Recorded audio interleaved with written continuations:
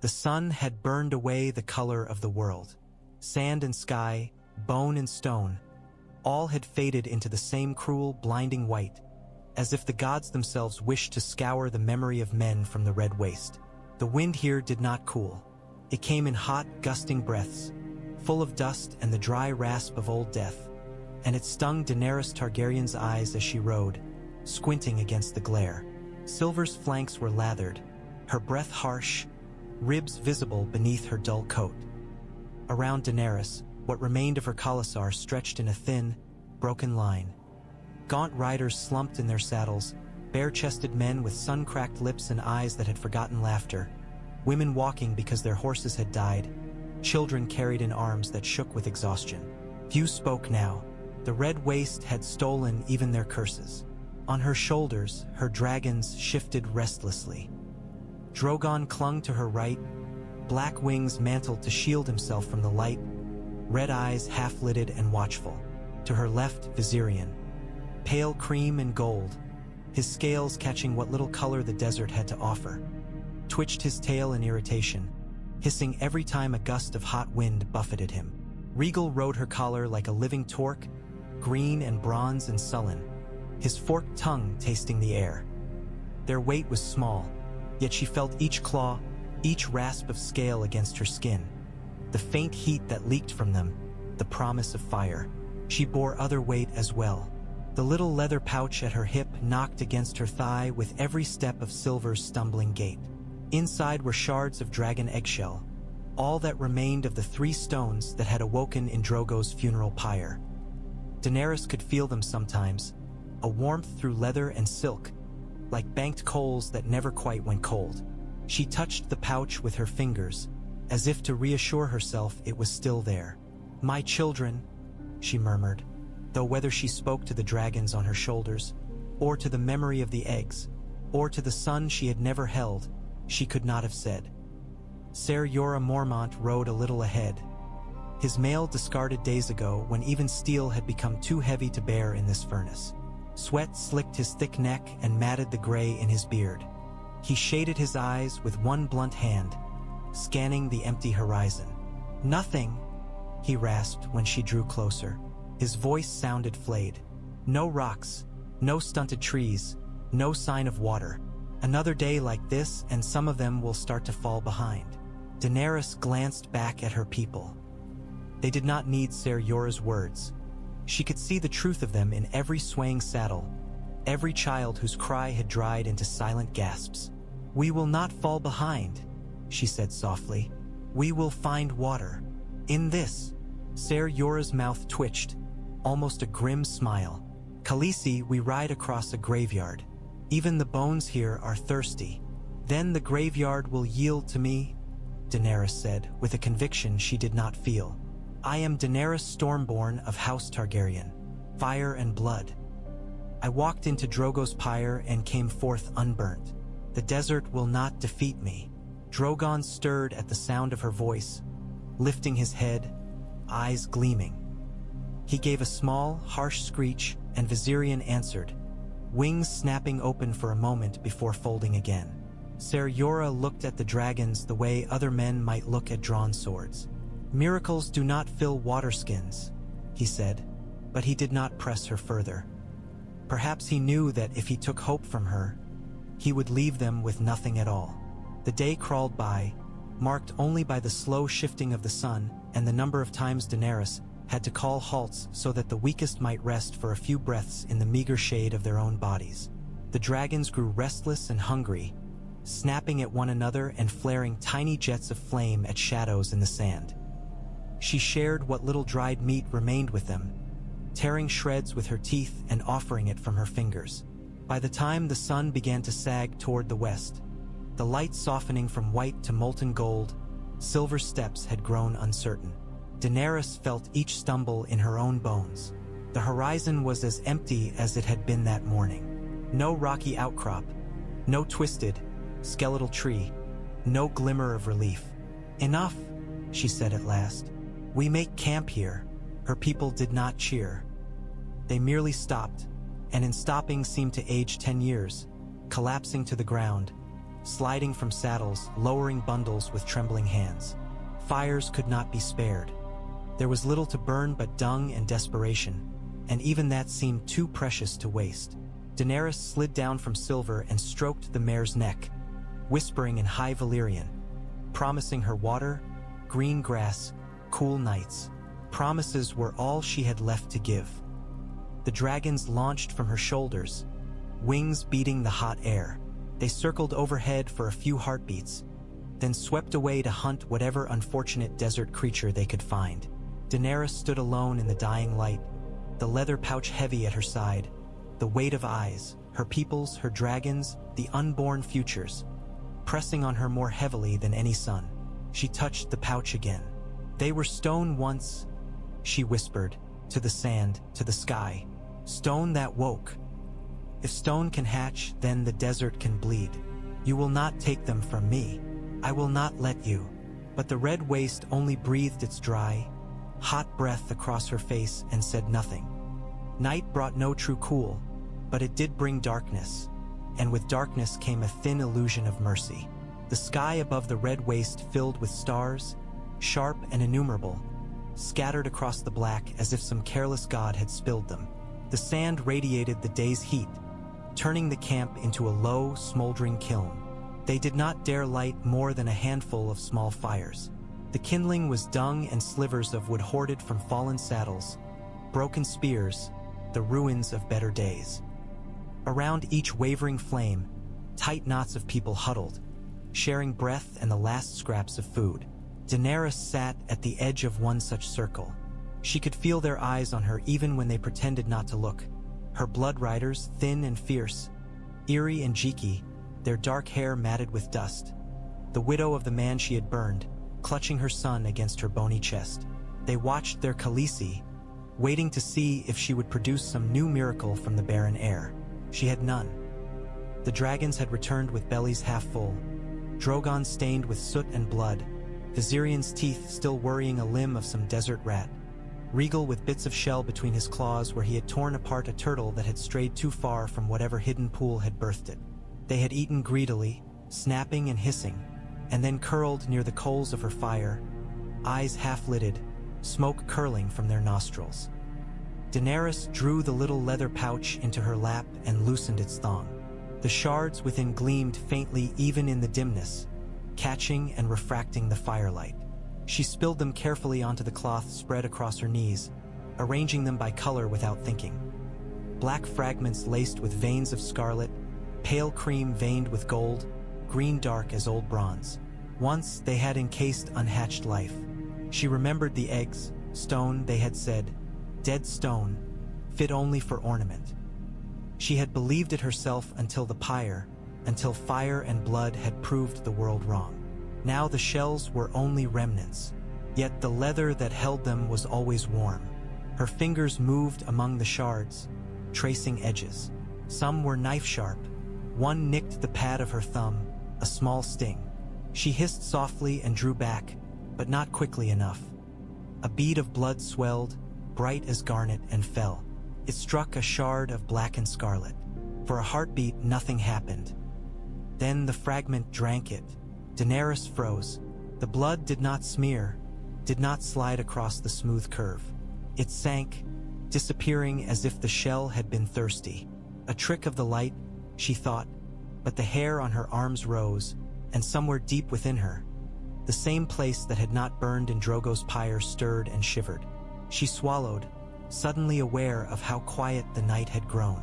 The murmur of her people, the crackle of the fires, the soft rustle of sand. She heard them all more sharply, as if the world were holding its breath. "What are you doing, Khaleesi?" Ser Jorah's voice came from just beyond the circle of firelight. He stood there, looming, arms folded, his face a landscape of shadows. "Remembering," Daenerys said. She pricked another finger deliberately this time, another little spark of pain. Another red bead welled. She let it fall, this time onto a fragment of cream and gold. Again the drop vanished, sucked into the shell. Ser Jorah stepped closer.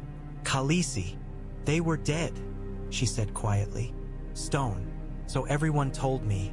I held them in my hands and believed it. Then, when all was burned, they hatched in the fire. She lifted her eyes to his.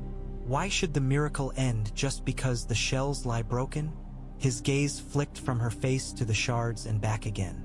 The dragon stirred, sensing her agitation. Drogon raised his head, pupils narrow slits of red, and gave a soft, curious hiss. Blood magic is a dangerous road, Ser Jorah said. You know that better than most. You paid dearly once. I paid what was owed, Daenerys answered, though the words tasted of ash. My son and stars. Her throat tightened. I will pay no more. I ask for nothing. I only remember. Without letting herself think, she closed her fist gently around a handful of shards. Edges bit into her skin, a half-dozen tiny wounds. The sting was sharp, but she did not let go. She could feel her blood seeping between her fingers, slick against broken shell. The heat in her palm rose, a slow, spreading warmth, not the burn of the fire at her side, but something that pulsed in rhythm with her own heart. Khaleesi, Ser Jorah said again, alarmed now. Daenerys opened her hand.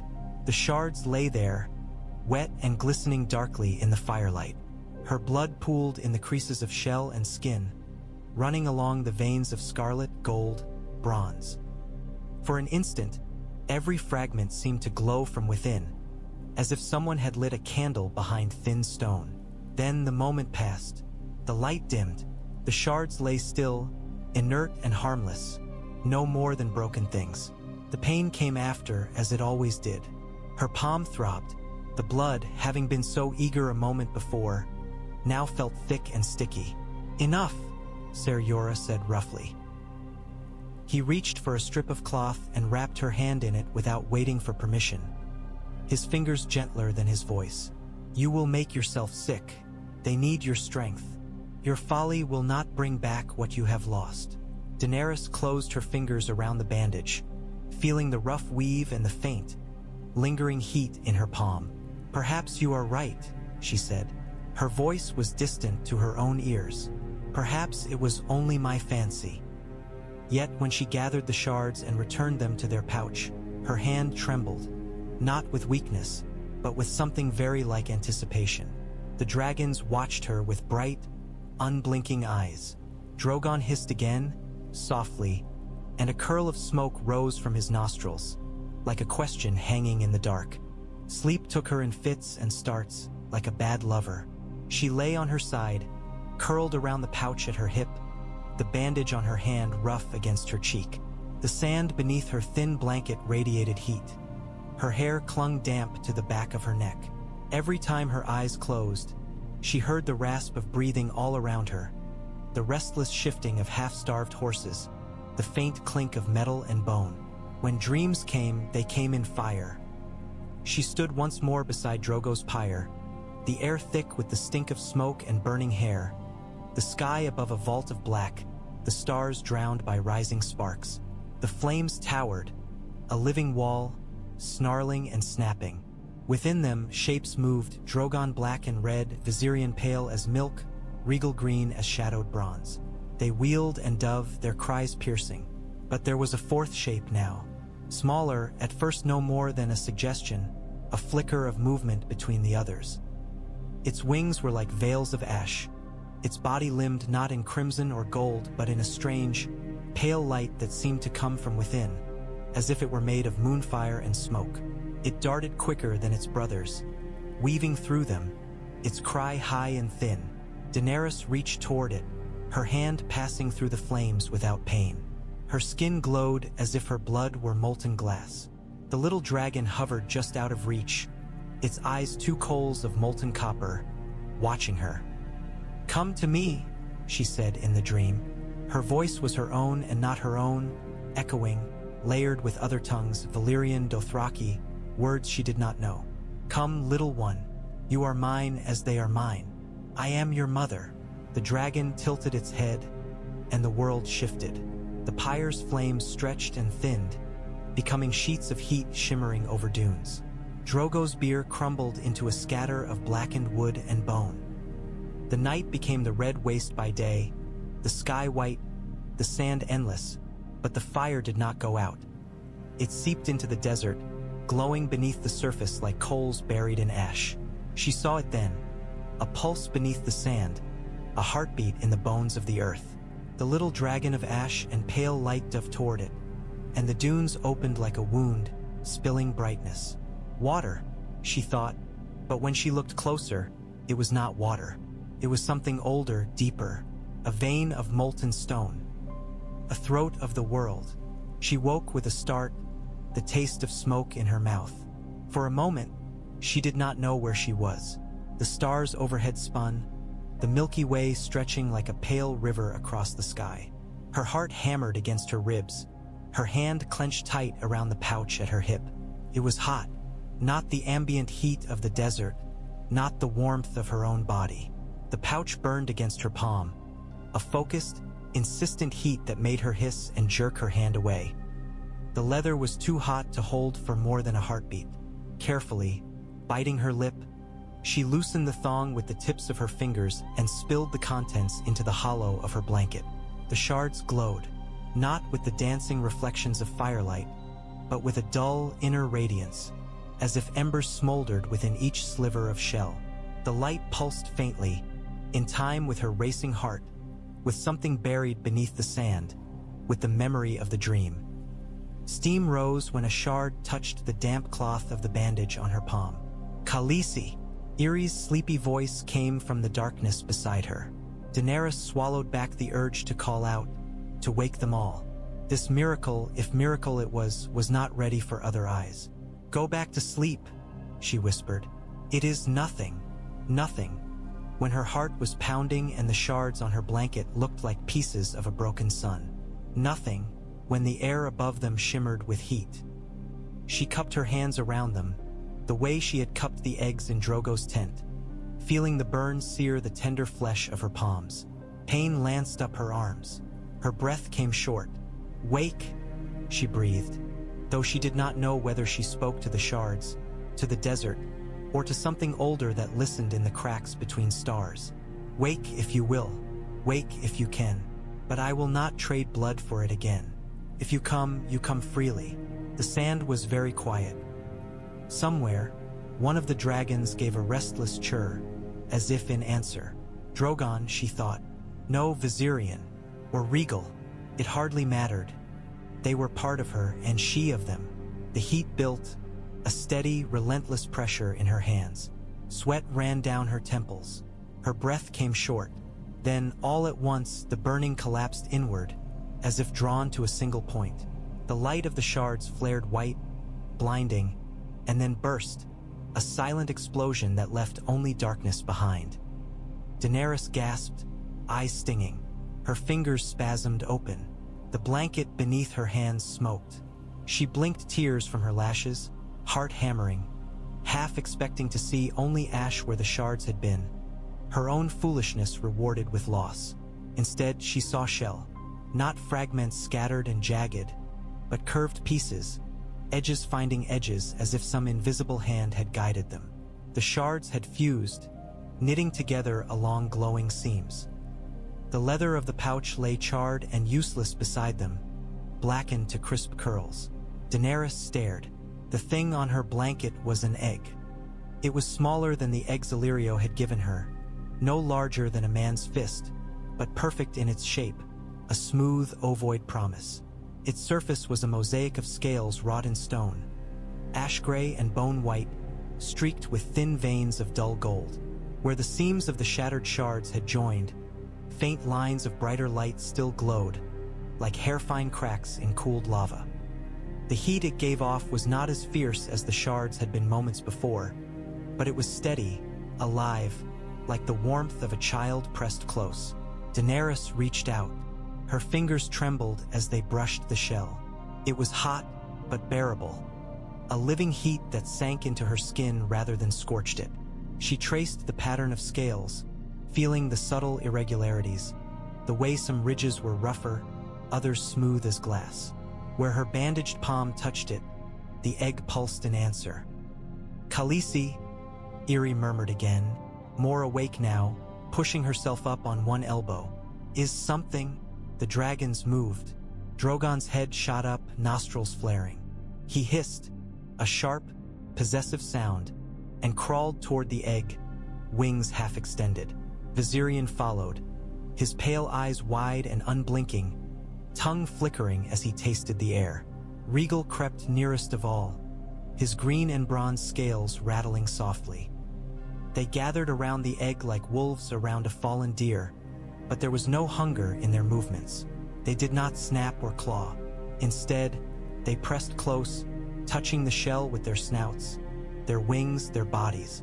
Smoke wreathed them, thin and pale, curling around Daenerys' hands. Irri's words strangled into a gasp. "Blood of my blood," she whispered, awe and fear mingled. What is that?" Daenerys could not look away. Inside the egg, something moved. It was the faintest sensation, a flutter more felt than seen, like the tremor of a muscle beneath skin. The shell's glow deepened, the ash-gray scales shading toward a softer, darker hue, the gold veins brightening. A crack, hair-thin, laced across the surface beneath her palm. Her breath caught. "No," she whispered, though she did not know whether she begged the thing to stop or to continue. The eggs had taken months in Drogo's brazier, warmed often, turned and caressed and dreamed upon. This was too fast, too sudden. Magic should not be so eager, but life cares nothing for what should or should not be. The crack widened. A sharp sound, like a stone blade scraping glass, cut through the night. Another fissure branched, then another, spiderwebbing the shell. The dragons hissed, wings flaring, eyes bright as coals. Irri scrambled backward, crossing herself in the Dothraki fashion, muttering prayers. The egg shuddered in Daenerys' hands. The shell bulged from within, scales bending, breaking. A fragment flaked away, falling to the blanket with a little puff of steam. Through the gap she saw an eye.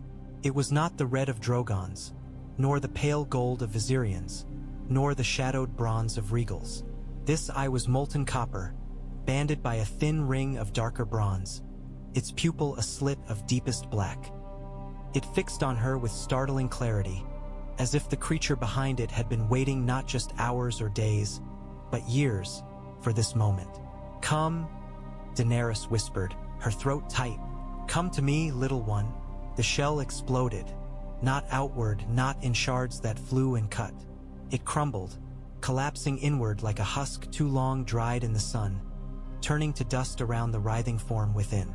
Gray and gold fragments fell, clung to damp, newborn scales, slid down onto the blanket. Something small and sinuous uncoiled in her hands. The hatchling shook itself, sending a fine spray of shell dust into the air.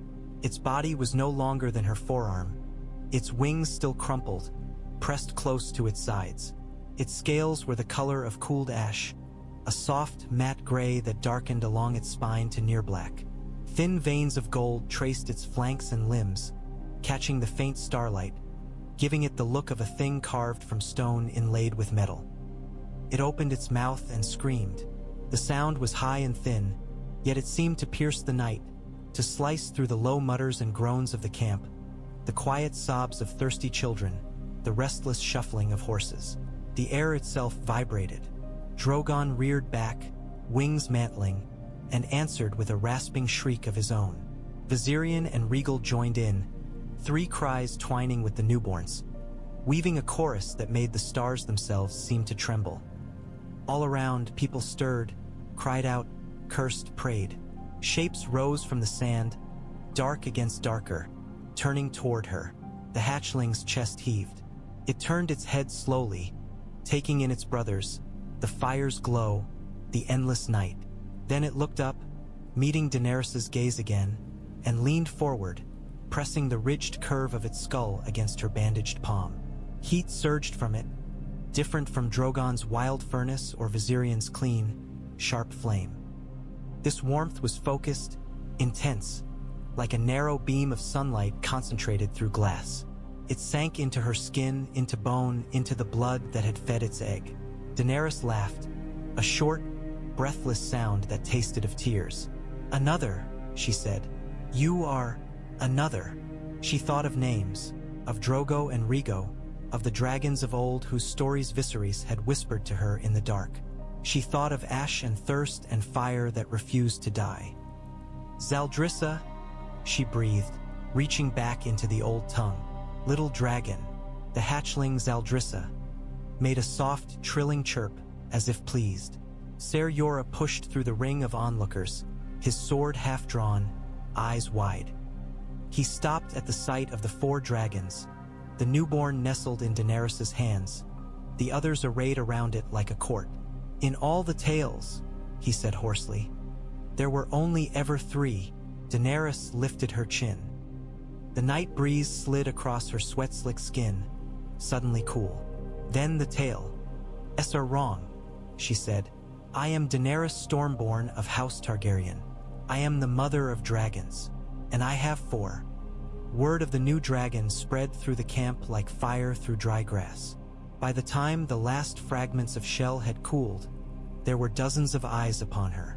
Dothraki warriors with braids grown thin from hardship stared, jaws clenched, hands on rocks. Women with hollow cheeks and infants at their breasts clutched their children closer, as if for small creatures no bigger than cats could devour them all. Even the slaves she had freed, men and women whose chains still clinked faintly when they shifted, watched with a mingling of awe and something like dread. They had seen her walk into the flames of Drogo's pyre and emerge unburnt, 3 dragons clinging to her naked skin. They had knelt, then calling her Mother of Dragons, Breaker of Death. But that had been in the wake of horror, in the delirium of loss and spectacle. The red waste had dulled those memories, ground them down under sand and thirst. Now the miracle had come again, born not from pyre and sacrifice, but from the thin blood of her wounded hand and the stubborn remnants of old shells. "Maggie," one man whispered near the edge of the crowd, his voice raw. "She is a Maggie." Another muttered a curse, but softly, as if afraid the new dragon might hear. Xaro pushed forward, his braid wrapped around his throat like a scarf, sword at his hip. His hawk's eyes flicked from Daenerys' face to Zaldrissa and back again, calculating, weighing. "Khaleesi," he said, his Dothraki thick and rough but clear. "You have birthed another shadow creature." Daenerys stood slowly, cradling Zaldrissa against her chest. The hatchling's claws pricked through the thin silk of her dress, but its weight was nothing. Drogon scrambled up onto her right shoulder again, hissing at anyone who stepped too close. Viserion and Rhaego took positions on her left, wings half spread for balance. She felt like a tree, she thought suddenly, a living thing upon which for smaller creatures perched like dark, impossible fruit. "Is that what you see, Xaro?" she asked, letting her voice carry. "Shadows?" He hesitated, pride warring with caution. At last he spat into the dust. "I see death, Khaleesi. Death that flies. Death that burns." "A good thing," another voice cut in. Aggo, his broken nose and hard eyes highlighted in the flickering light. "Death is a strong ally in the Red Waste." A ripple of uneasy laughter went through the crowd. Daenerys saw hunger there, not just for food and water, but for meaning, for a sign that all this suffering bent toward some purpose. The Red Waste devoured men's faith as surely as it devoured their flesh. This new dragon, ash-gray and gold, copper-eyed and unafraid, was something the desert could not swallow. "It is a sign," Irri said suddenly, surprising herself with the boldness of her own voice. She stepped closer, drawing her ragged shawl tighter around her thin shoulders. "Fire does not die. Your blood is strong, Khaleesi, stronger than the waste. The great stallion favors you." "The great stallion never had wings," someone muttered, but quieter now. Ser Jorah moved to her side, close enough that she could feel the heat of him, smell the salt and leather and dust. "Khaleesi," he said under his breath in the common tongue. "This will frighten them as much as it awes them. We must be careful. For dragons, men will make of that what they will." "Let them," Daenerys replied softly. She never took her eyes from her people. "Fear is another kind of thirst. If they drink it, perhaps it will give them strength." She lifted Zaldrissa higher, offering the hatchling to the night. The newborn dragon stretched its neck, tasting the air with a forked tongue. Its wings, still damp and crumpled minutes ago, unfurled with surprising surety, revealing membranes so thin the firelight shone through them, turning them into veined parchment inset with threads of gold. It made a sound, not the piercing scream of its birth, but a lower, thrumming note that seemed to vibrate in Daenerys' chest. The other three answered, and for a heartbeat, the entire camp seemed to resonate with dragon song. Xaro, who had once laughed at the idea of stone hatching, went to his knees. Others followed. Not all, and not with the fervor of that night by Drogo's pyre, but enough that the sight tightened something in Daenerys' throat. Men who had cursed her in their hearts as their horses died. Women who had doubted her when their milk dried up and their children wailed. Freed slaves who had wondered if they had only traded one master for another. They bent their heads, pressed foreheads to the sand. "Khaleesi," some murmured. "Mother, mother of dragons." The words were hoarse, thirsty, but they were words, not the silence of despair. Daenerys closed her eyes for a moment, feeling the weight of it all. The gaze of her people, the heat of 4 small bodies, the vast, indifferent desert around them. She thought of Viserys sneering, drunk on wine and borrowed finery. "You do not want to wake the dragon," he had said. The dragon was awake now. Her eyes opened. "Tomorrow," she said, her voice steady, "we ride at first light. The red waste tests us, but it will not have us. We will find water. We will live. I swear it, by my blood and by my fire." The promise rang in the air, bold and barefaced. She could feel Ser Jorah's skepticism like a weight at her shoulder, but he did not gainsay her aloud. Zaldrissa chirped again, nuzzling her chin, and for a heartbeat Daenerys allowed herself to believe that her vow was not folly but prophecy. The dawn that followed was thin and pitiless. The sun clawed its way up from the edge of the world, rising too quickly, as if eager to gaze upon their suffering. Its first light painted the dunes in soft gold, almost beautiful, but beauty here was only another cruelty. By the time they had saddled what horses remained and packed their few, ragged belongings, the cool of night had fled. Daenerys swung into Silver's saddle with a weariness that sat deep in her bones. She had slept little after the hatching, her mind too full of fire and copper eyes and the delicate weight of Zaldrissa on her arm. Every time she closed her eyes, she saw the egg reforming, shards knitting as if time ran backward, then cracking forward into life again. Above, the dragons spiraled. They refused to stay perched on her shoulders for long now. The air drew them, the space. Drogon swooped and darted, practicing his hunting dives, his black wings stark against the pallid sky. Viserion glided, his pale body almost invisible, a ghost with teeth. Rhaegal flew lower, watchful, eyes scanning the sand as if expecting enemies to rise from it. Zaldrissa flew worst of all and best. The hatchling's wings were still new to the air, their beats shorter, more frantic. Yet there was a purpose to them, a quick, jittering precision. Zaldrissa did not wheel aimlessly. The little dragon traced strange sigils over the dunes, swooping down unexpectedly to skim the surface of the sand before surging upward again, as if listening for something in the earth below. Ser Jorah fell into step beside Silver, his horse's hooves dragging. She flies well for a knight's age," he observed, squinting up. "Zaldrissa," Daenerys said. The name felt right on her tongue. "Little dragon." She shaded her eyes. The ash-gray hatchling darted close to Drogon, then veered away just before a playful snap could catch its tail. "They are of a piece and yet different. All things born in strange ways are," Ser Jorah said. "There will be stories. Men will whisper that you have 4 because you gave more than you ought to the flames. Others will say you stole life from somewhere it belonged." Daenerys thought of her son again, of the tiny, twisted body that had never drawn breath outside the tent.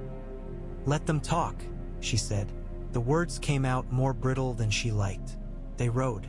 Hour bled into hour, the red waste stretching around them the way the sea stretched around ships, endless and indifferent. Throats grew dry. What little water remained in their skins grew warm and tasted of leather and desperation. Daenerys rationed each sip, making certain that the weakest children, the very old, drank before she did. For times, someone fell. The first was an old woman whose name Daenerys had never learned. She simply slid from the back of a mule and did not rise. By the time anyone noticed, the life had gone from her eyes, leaving only a dry stare. The second was a boy no more than 12, his lips cracked and bloody, whose horse had died beneath him days ago. He had walked until he could not walk anymore. The third and fourth were a pair of brothers, their braids short and thin, who had shared their water with their younger sister until all three collapsed. The girls survived. The brothers did not. They left no cairns. There were no stones to stack. Daenerys watched the sand close over them and felt a sick, cold anger take root where fear had been. How many? She thought. How many must the desert eat before it is satisfied? Above, Zaldrissa shrieked. The little dragon had been growing more agitated as the day wore on, her flights shorter and sharper, her body tensing in the air as if she strained against invisible tethers. Now she plunged from the sky in a near-vertical dive, arrowing toward a dune ahead of the Khalasar. Drogon! Daenerys gasped, fear jolting through her. But it was not Drogon. He chased her, yes, but at a distance, curious rather than protective. Zaldrissa pulled up just before she would have struck the sand, wings flaring, claws outstretched. She hovered for a heartbeat, then dropped the last few feet, landing hard enough to send up a small puff of dust. Her head swung from side to side, tongue flickering. Then she began to dig. Daenerys reigned in silver, heart pounding. The Khalasar shuffled to a halt around her in a ragged semicircle, mutters rising. "Khaleesi!" Aggo called, wiping sweat from his brow with the back of his wrist. "What? Wait," she said. Zaldrissa scraped furiously at the sand, small claws sending up sprays of grit. The hatchling hissed, irritated with the work, and punctuated her efforts with short, concentrated jets of flame. Not wild gouts like Drogon's, but narrow, almost needle-like streams that fused the very top layer of sand into glass where they touched, before her claws shattered it and threw it aside. "She is mad," Xaro muttered. "Like all of them." Ser Jorah frowned, shading his eyes. "Mad? Or hearing something we cannot?" Daenerys' skin prickled. The dream returned to her, the sense of a heartbeat deep beneath the sand, of veins of hidden fire. She slid from Silver's back, ignoring the way her legs protested, and strode toward Zaldrissa. The sand burned her bare feet, but she hardly felt it. The hatchling paused in her digging to look up, copper eyes bright, then resumed with renewed fervor. "Let her be," someone called. "It is only sand." "Sand does not call dragons," Daenerys said, though she knew nothing of the sort. "Help her." They stared. Daenerys turned, anger flaring. "Help her," she repeated, sharper now. "Dig, all of you, or sit in the sun and die. The choice is yours." It was cruel and perhaps unfair, but cruelty had its uses. Her blood riders moved first because they were sworn and had their pride. Aggo and Xaro strode forward, plunging their hands into the hot sand, scooping it aside. Others followed more slowly, freedmen, sullen Dothraki, women with children, and tied to their backs. They formed a ring around the digging dragon, clawing and scraping, coughing as dust rose. The sand was dry at the surface, dry and hot and fine, slipping through fingers too easily. But as they clawed deeper, down past the first arm's length, the texture changed. Grains clumped, the heat lessened. "Khaleesi!" Irri gasped, eyes wide. She held up her dirt-smeared hands. "It is cool." A tremor went through the gathered bodies, a susurration of breath. "Keep digging," Daenerys said. Her voice shook. Faster. They did. Hope lent them strength that water had not. Hands bled, nails tore, but no one stopped. Zaldrissa hissed encouragement, her own claws working tirelessly, her breath sending little bursts of glass and steam into the air. At 2 arms' lengths, the sand was damp. 3. It was wet. The first trickle looked almost black against the pale sand. A gasp went up when it appeared, a thin line of moisture seeping from the pit side, darkening the grains as it ran. For a heartbeat, no one moved, as if afraid that the slightest breath might frighten it away. Then 3 hands shot out at once, scraping more sand aside, widening the path. Water gathered at the bottom of the hole in a shallow, muddy pool. It was not much, cupful perhaps 2. But it was wet, and it was not a mirage, and the sight of it hit the Khalasar like a blow. Water, someone whispered, as if naming a god. Water. The word spread, picked up and flung from mouth to dry mouth. Water, water. Women began to laugh, high and shaky. A man sobbed like a child, his shoulders shaking. Children crowded toward the rim of the pit until older hands dragged them back. Not from selfishness, but from fear of them falling in. Back, Ser Jorah barked, his soldier's voice cutting through the swell of sound. Give them room to dig. We need more than a puddle. He scrambled down into the pit himself, boots slipping in the damp sand, and set his shoulders to the work. Others joined him, forming a chain. Those at the bottom loosened the wet sand, passing it upward to be flung away by those above.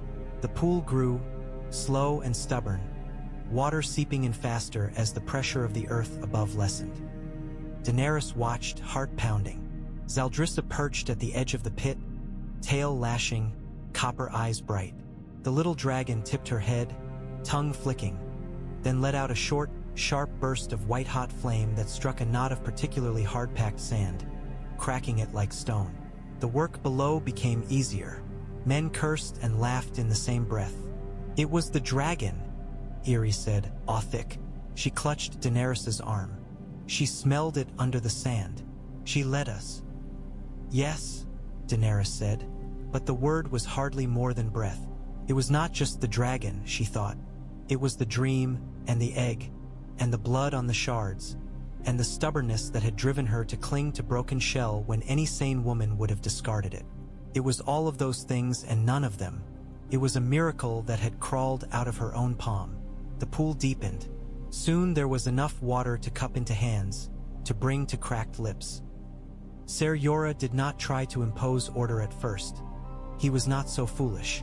The first few who drank did so with animal greed, plunging their faces into the muddy water, gulping until they retched. But such excess could not last long, and once the initial frenzy had burned itself out, a rough system emerged. Older women clucking and scolding, men hauling up skins and pots to be filled and passed back. Daenerys knelt at the edge and dipped her own hand in. The water was cool. Not the crisp chill of mountain springs, not the fresh sweetness of rainwater caught in a clean basin. Nothing so gentle as that. It tasted of earth and metal and hardship. But it was wet, and it slid down her parched throat like grace. She closed her eyes for a moment, letting herself savor it. When she opened them again, she found dozens of gazes on her, waiting. They were not kneeling this time. They stood, water-slick and dust-streaked, their faces drawn and hollow, but their eyes, oh their eyes, hope lived there now, thin and fierce and frightening. She stood. The desert tried to kill us, she said, pitching her voice so it carried, so it slipped into the ears of those at the edges. It took our horses, took our brothers and our sisters. It gave us nothing but bones and heat. It thought it could break us. A murmur ran through the crowd, half agreement, half anger. But the desert is wrong, Daenerys continued. It does not own us. It does not own this sky, or this sand, or what lies beneath it. We have taken water from its throat. She gestured to Zaldrissa. This little one showed us where to dig. My daughter of ash and fire. My Zaldrissa. The hatchling puffed her chest, as if she understood. Drogon swooped low overhead, casting a brief shadow across the gathering, wings snapping as he gained height again. Viserion and Regal followed, their cries piercing. They are mine, Daenerys said. My dragons, my blood. But they are also yours. They will drink where you drink. They will fly where you ride. They will burn those who would see you in chains again. She swept her gaze across them all. Dothraki and freedmen, children and graybeards, widows and warriors. Remember this day. Remember that when the desert tried to bury us, we made it bleed instead. Something like a cheer swelled, ragged and hoarse, but real. Fists lifted, rocks flashed. Someone rattled a string of bone charms as if to ward off evil, or call it. Ser Jorah climbed from the pit, dripping, his beard clotted with damp sand. He looked at her with an expression she could not immediately name. Not quite pride, not quite fear. A recognition, perhaps, of a tide turning. "You've given them more than water," he said quietly. "I didn't," Daenerys replied, eyes on Zaldrissa. "She did." The hatchling blinked once, slow and solemn, as if accepting the burden. By the time the sun sank that evening, the pit had become a pool. It would never be a true oasis. Not the lush, palm-ringed havens of story, with clear water deep enough to drown a horse. The red waste grudged what it gave. The pool was muddy, ringed with hastily piled sand walls to keep it from collapsing in, its surface clouded with the reflection of torch flames. But it was enough. Enough to fill skins and pots, to let horses drink until their heads stopped trembling, to damp cloths for foreheads and wash grit from the corners of children's eyes. A breeze crept across the camp, cooler than the day's breath. It carried the smell of wet earth, faint but unmistakable. For the first time in what felt like a lifetime, laughter rose without hysteria riding its back. Someone began a song in a cracked voice, and others took it up, halting at first, then stronger. Daenerys sat a little apart, close enough to hear and be seen, far enough that those who needed privacy could find it. Her dress was stained and damp, the hem stiff with mud. She had bathed as best she could, splashing water over her arms and face, feeling grit loosen and run away. It was a small relief, but it seemed to lift a weight from her shoulders. The dragons were sated and sleepy. Drogon lay draped across her lap, a strip of butchered meat still clamped in his jaws, eyes half-lidded. His black scales gleamed dully in the torchlight, edges sharp. Viserion had claimed a perch on a nearby rock, wings hanging loose as his sides rose and fell. Rhaegal sprawled beside the pool, foreclaws dangling in the water, occasionally flicking droplets into the air to watch them catch the light. Zaldrissa had wedged herself into the curve of Daenerys' shoulder and neck, a warm weight against her skin. The hatchling's breath tickled her ear, a soft, rhythmic puff. Every now and then, Zaldrissa's tail twitched, scraping lightly along her collarbone. Ser Jorah approached more quietly than such a big man had any right to do. He cleared his throat softly when he was close, a courtesy. "May I, Khaleesi?" Daenerys gestured to the patch of sand beside her. "Sit." He did, grunting faintly as his knees protested. For a moment, he simply watched the camp, one forearm resting across his raised knee. In this light, with the harsh angles of his face softened, he looked older and, strange to think, gentler. "They will follow you farther now," he said at last. "Where would they have gone?" Daenerys asked. "Back to the lands they fled? To Qarth, to beg at rich men's gates? The waste has burned the past from them as surely as it has burned grass from the earth. Men will always find something to crawl back to," Ser Jorah said. "An old master, an old fear, a full belly. But today you gave them something else. Water," she said. "More than water." He looked at her squarely. "Faith, not just in gods and omens, but in you. They saw your dragon find what they could not. They saw you order them to dig when any sane man would have ridden on and prayed. They will remember." Daenerys shifted slightly, careful not to disturb Zaldrissa. "And you?" she asked before she could stop herself. "What did you see, Ser Jorah?" He hesitated. "I saw a woman who walked into fire and came out with 3 dragons," he said slowly. "I thought I knew the measure of that miracle. I thought the world had shown us its hand." He huffed a humorless little breath. "I was wrong. The world has more cards yet." She studied his profile. "Does it frighten you?" "Yes," he said simply. And it heartens me. Fear and hope, Khaleesi. Close cousins, those two. Zaldrissa stirred against her throat, shifting to peer at him with one copper eye. Ser Jorah met the hatchling's gaze for a moment and, to Daenerys' surprise, smiled. She is different from the others, he said. I've seen how she watches the sand, how she listens. Drogon is all hunger and fury, Viserion all beauty, Regal all patience. But this one seeks. Seeks what? Daenerys asked. That, he said, is the question that will keep wise men awake at night. She let her fingertips trace the smooth curve of Zaldrissa's back. The hatchling gave a soft, pleased trill and nuzzled deeper into the hollow of her neck. Her scales were cooler now, but that focused warmth remained, a steady presence. I dreamed of her, Daenerys admitted, the words slipping free more easily in the quiet. Before she hatched, I saw 4 shapes in the fire.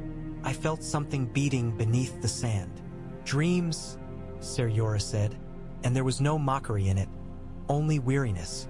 I used to dream of home, of bare islands, pines, and snows. The dreams did me no good.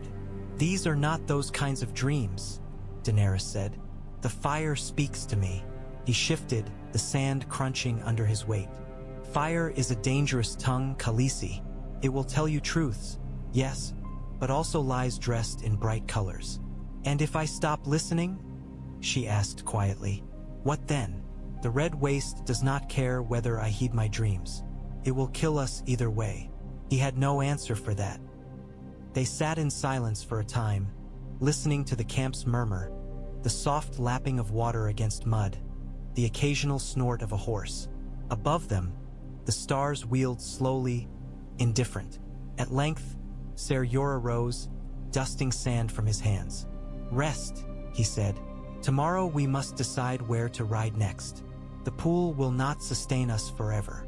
Nothing does, Daenerys said, but it has sustained us today. He bowed his head, almost a nod, and withdrew. Daenerys leaned back on her hands, feeling the dragon's warmth anchor her in this moment between exhaustion and resolve. In the distance, someone struck up a different song, this one older, with words she recognized from childhood, Valyrian, warped by a Dothraki tongue. For shadows on the sky, the song said, for fires in the dark. She did not believe in prophecies, not truly, not in the neat, tidy sort men like to carve in, to stone and pretend they understood. But she believed in what she could feel, the slow, coiling sense that the world was shifting around her, that the birth of a 4th dragon was not an accident but a hinge upon which futures might turn. Her hand tightened around Zaldrissa, drawing the hatchling in. Sleep came more easily that night, but it was not the blind collapse of utter exhaustion. It was a wary, hovering thing, keeping one ear pricked. Daenerys lay on her side near the water's edge, the damp, cool sand beneath her a blessed relief from the day's furnace. The pool reflected the stars in a broken mosaic, each tremor of its surface scattering constellations. The torchlight had burned low. Shadows pooled thick between the sleeping forms of her people. The dragons had arranged themselves around her in a protective ring, though whether they meant to guard her or their own warmth, she could not say.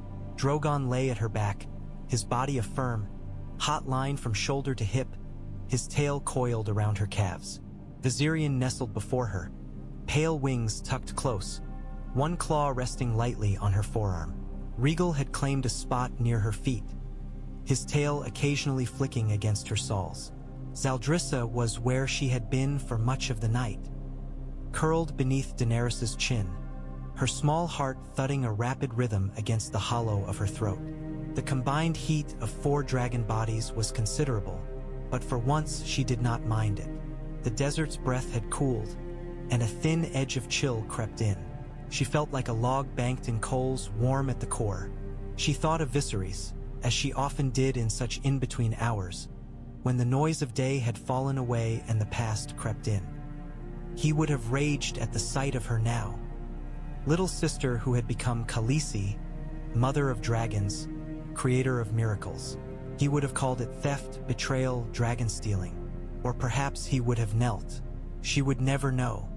He was a fool, she whispered into Zaldrissa's scales, feeling the words warm the hatchling's skin. But he taught me what not to be. The desert answered with a faint rustle of wind across distant dunes. She drifted, half dreaming, thoughts sliding like sand. For a moment she saw not the red waste but the halls of King's Landing she had never walked, the iron throne her ancestors had forged. She imagined for dragons grown vast and terrible, perched on towers, their shadows cloaking the city.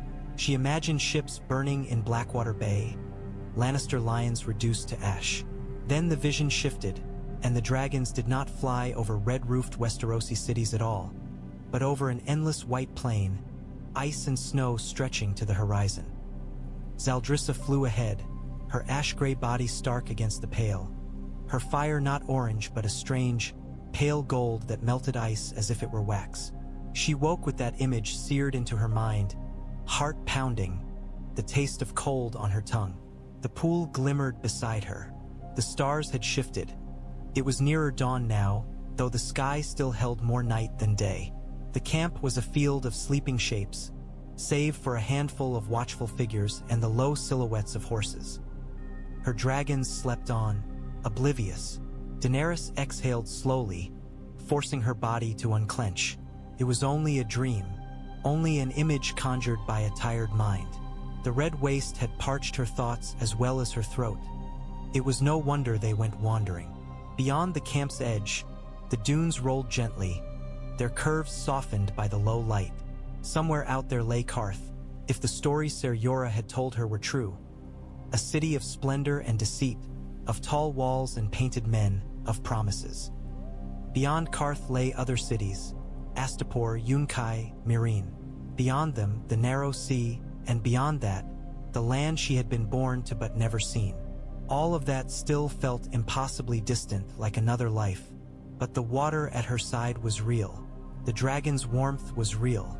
The fourth heartbeat against her throat was real.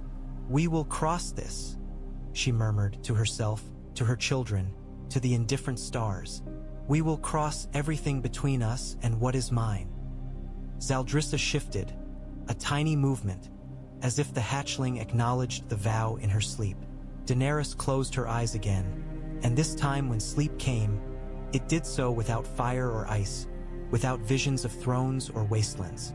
It was simple, heavy, and human. The second dawn over the pool rose softer than the first. The sun still came up hard and bright, but the knowledge of water near at hand blunted its teeth. Men rose with fewer curses. Horses shook their manes, eyes less glassy. Children played at the edge of the water under watchful gazes, splashing mud at one another and squealing when their mothers scolded them. Skins were filled again and again. The level of the pool dropped, rose, settled. The earth seemed to accept their intrusion for now.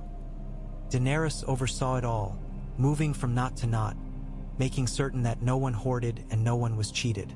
Her voice was hoarse, but it carried. She felt older than she had 2 days ago, though scarcely any time had passed. A strange inward aging, as if each miracle carved another line along some unseen surface. When at last the camp was broken and the last ropes tied, she swung into Silver's saddle. The mare's eyes were clearer this morning, her step surer. A few more such pools, she thought, and Silver might yet see the sea. The dragons took their accustomed places, though they would never keep them for long. Drogon on her right shoulder, already restless, claws kneading the leather of her strap. Viserion on her left, head high, regal at her back, gripping the saddle's high cantle. Zaldrissa curled against the hollow of her throat again, though Daenerys knew the little dragon would not stay there once the air caught her wings. Her blood riders gathered close. Ricardo, hard-eyed, Aggo, grim and efficient, Kavaro, his broad face set. Ser Jorah brought his horse alongside, the lines of fatigue at the corners of his eyes softened by a flicker of something else. Anticipation, perhaps, or resolve. "Which way?" he asked. Daenerys looked out over the dunes. There were no landmarks here, no friendly signs. Only the endless sweep of sand, the cruel glitter of heat. But there was a tug in her chest, a pull she could not deny, the same strange sense that had sent her hand to the shards, that had whispered of water beneath the earth. East, she said, trusting that pull. To Qarth, to the city of bells and splendor, to gates that have never seen dragons. Ser Jorah grunted. A hard road. All roads are hard, Daenerys replied. This one leads somewhere. She lifted her hand. Ride, she called, the word cracking like a whip. The Khalasar moved. Hooves bit into sand. The first ranks surged forward, followed by pack animals, carts, women, and children. The pool dwindled behind them, soon no more than a dark smudge in the hollow of the dunes. The red waste swallowed it, as it would swallow their footprints, their refuse, their dead. But it could not swallow what had been born there. As they rode, the dragons took to the air again, circling. Drogon darted ahead, a scout made of shadow and fire. Viserion swooped playfully over the Khalasar, sending children squealing with mingled delight and fear. Rhaegal kept lower, steady and watchful as ever. Zaldrissa climbed slowly, wings beating in quick, determined strokes. She rose above Daenerys' head, then wheeled, tracing another of those tight, purposeful patterns. For a moment, the hatchling hovered directly in front of the rising sun, her ash-gray body rimmed in gold, her wings turned into sheets of light. Daenerys squinted up at her, a hand lifting to shield her eyes. "Show me, little one," she murmured, so low that only the wind heard. "Where does the world wish us to go?"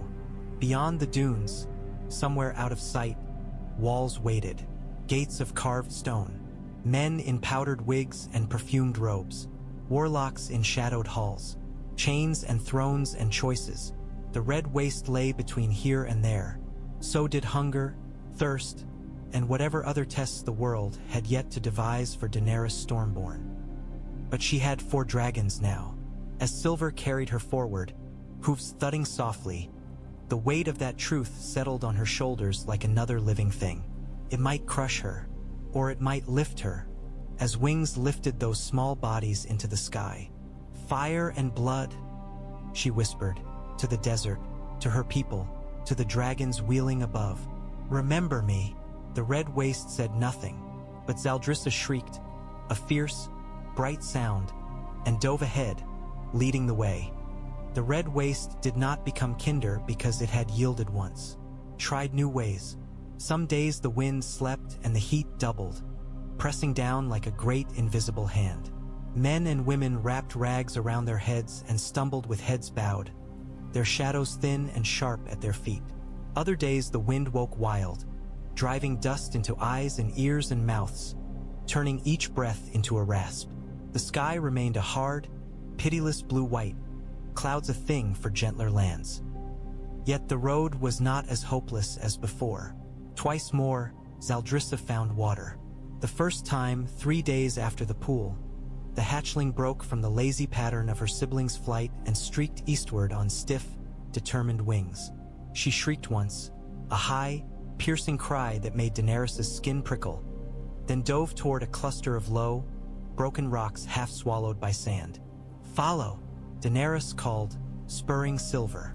The rocks were nothing to the naked eye, just another of the waste's little cruelties, stone too meager for shade, too scattered to make shelter. But Zaldrissa landed among them, tail lashing, and began to scrabble. Her claws rang faintly on stone. Daenerys slid from her saddle and scrambled up on hands and knees, ignoring the scrape of grit. The others hung back at first, muttering, until Xaro forced his horse forward, then dismounted to join her. Together they dragged aside the largest of the rocks, muscles straining. Beneath, hidden like a secret, lay a hollow. It was no pool this time, only a narrow, lipped depression in the stone no wider than a large man's shoulders and no deeper than Daenerys' forearm. But water gleamed within it, dark and cool, fed by a slow trickle from some crack far below. Algae clung to the edges, green and stubborn. "It is witchcraft," one of the riders whispered, half in fear. "It is life," Daenerys said simply. They took turns, filling skins with cupped hands, then sharing those skins out. No one bathed. The pool was too small. They merely drank, mouths buried in warm leather, eyes closing as water slid down stretched throats. A man laughed aloud for the sheer joy of swallowing. Zaldrissa clung to the rock beside Daenerys, small claws tucked into crevices, copper eyes half-shuttered. When Daenerys stroked her back in thanks, the little dragon shivered and let out a pleased, rattling trill. She seemed thinner than the others, more finely drawn, as if the red waste had honed her as it honed knives. The second time, a week later by Ser Jorah's reckoning, there were no rocks at all, only endless, rolling dunes. Zaldrissa flew low, skimming just above the sand, tail almost brushing its rippled surface. Her flight pattern tightened, spiraling, until at last she stopped and hovered, wings beating madly, screaming in frustration. "Not again," Xaro muttered, rubbing at his eyes with the heel of his hand. "We have no strength to dig." "Dig," Daenerys said, with no more patience left for persuasion. "You will find the strength." They grumbled, but they dug. The memory of the first pool was too fresh, the taste of cool water too recent to ignore. Sand burned their fingers, but below the first arm's length, it cooled. Below the second, it clumped. Below the third, it grew wet. This time, the water was clearer, less choked with grit. They widened the hole carefully, building a lip of packed sand around it, watching as water welled up from some hidden vein. It would not last them long, but it was enough to turn a day that might have ended in 3 deaths into one that claimed none. That night, as Daenerys lay with Zaldrissa curled beneath her chin and Drogon's tail draped across her ankles, she whispered the names of rivers she had never seen. Mummer's Ford, the Trident, the Blackwater Rush, as if reciting a prayer. "Show me," she murmured to the little dragon of ash and gold. "Not only water. Show me the world's weak places. Show me where to press and make it break." The waste rolled on. Men died still. A woman went to sleep one night and did not wake, her breath simply stopping. A child got under a horse's hooves in a moment of confusion and terror and was crushed before anyone could catch him. The desert did not always need thirst to kill, but there were fewer bodies than there might have been, and each time they found water the Khalasar's eyes turned not to the sky, nor the bones of old gods, but to Daenerys and the little dragon on her shoulder. "Your fourth shadow is a good omen," Aggo said one afternoon, riding beside her as the dragons wheeled above. "4 is twice 2. 2 is the number of eyes, of hands. It is balance. Or it is excess," Xaro countered, his mouth sour. "When a man takes more wives than he can feed, the grass dies beneath his hooves." Daenerys listened and said nothing. Men would make of her miracles whatever tales pleased them best. She need only be certain of her own. The horizon remained empty, day after day, until the morning when it wasn't. At first, she thought it was yet another trick of the light. The red waste liked to pretend that it was many things it was not. A pool where there was only a mirage, a stand of trees that proved to be nothing but rock and sun. Daenerys had learned to distrust glimmers on the horizon. But this glimmer did not waver when she narrowed her eyes. "Khaleesi," Irri whispered, clutching her arm. "Look." They stood atop a high dune, the sand beneath their feet sliding and treacherous, the sky vast above. To the east, the dunes fell away into a flatter plain, the waves of sand gentler. And beyond that plain, where the air rippled and danced, something rose that was neither dune nor rock. Walls. They were pale in the distance, almost the same color as the sand, but they caught the light differently, straight and firm where the dunes rolled. As she watched, a hint of color shimmered beside them. Blue? Green? It was hard to tell through the haze, but the lines were too regular, too deliberate to be natural. "Qarth," Ser Jorah said, his voice gruff. He squinted, then turned to her. "Khaleesi, we have found it." For a moment, Daenerys could not breathe. The stories had painted the city for her in childhood. Qarth the Magnificent, the greatest city that ever was or ever will be, whose walls were 3 and 3 again, whose gates were carved with all the beasts of the earth and air and sea, whose merchants traded in wonders. To see even a ghost of those walls through the shimmering heat was like seeing a tale made flesh. Behind her, A murmur rose from the Khalasar. Men shaded their eyes with their hands. Women clutched children and pointed. Some laughed, others sobbed, the release of tension after so many days of nothing. "It could be another illusion," Xaro said stubbornly, though even he did not sound convinced. "The Waste has played such tricks before." "The Waste is tired of us," Aggo replied, a savage smile breaking across his face. "It throws us to the city now to be someone else's problem." Daenerys let them talk. She drank in the sight, the line of pale stone against sky, the hint of something green beyond it. Trees? Gardens? She could not be sure. She raised her hand, signaling. "We ride," she said. "Slowly. There is no need to break our horses now. Qarth will not move." They descended the dune in a long, sliding line, sand cascading beneath hooves and bare feet. The dragons, sensing the shift in mood, flew closer, their cries shriller, excited. Drogon spiraled high, as if he meant to challenge the distant city himself. Viserion flickered in and out of the sun's path, his pale wings flashing. Regal glided like a green shadow. Zaldrissa flew lower, as she often did, just above Daenerys' head. The hatchling's copper eyes were fixed on the glimmering line of wall, her wings beating a quick, steady rhythm.